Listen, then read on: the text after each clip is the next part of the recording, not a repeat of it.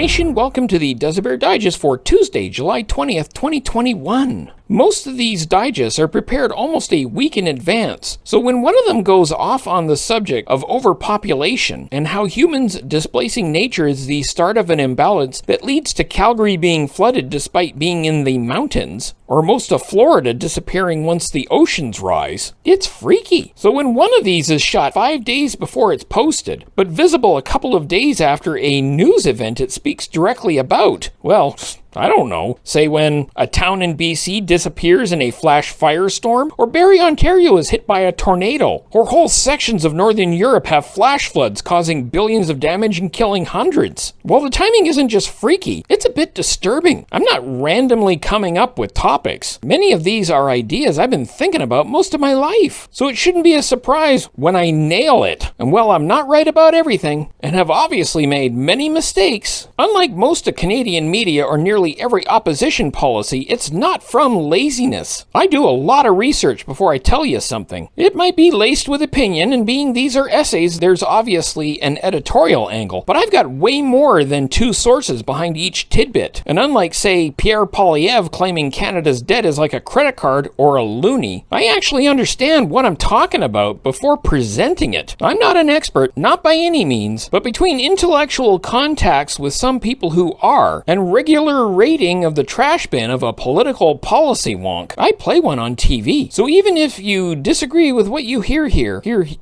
don't discount it until you've done legitimate research on these subjects. I'm still betting I'm far more accurately informed than you are.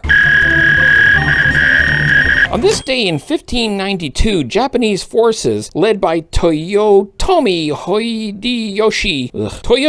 Hideyoshi captured Pyongyang in the first Japanese invasion of Korea. However, they were ultimately unable to hold it. On this day in 1738, Pierre Gaultier de Varennes et de la Vérendrye of Trois-Rivières reached the western shore of Lake Michigan, a fur trader looking for ways around lands controlled by the Hudson's Bay Company. He would be the first European to make it to the Missouri River, and his sons would be the first to make it to the Rocky Mountains. On this day in 1969, this man, Michael Collins, was left in orbit of the moon by Armstrong and Aldrin, but without this man, neither Buzz nor Lightyear were getting home. It was also the first time a single human being took a picture that included every human being who was alive or who had ever been alive, except the photographer. Next time, Mike, take a selfie. It's also Moon Day. I wonder why. International Chess Day, Lollipop Day, World Jump Day, and if we all jump at the very same moment, Space Exploration Day. And that's today's Duza Bear Digest. See you tomorrow.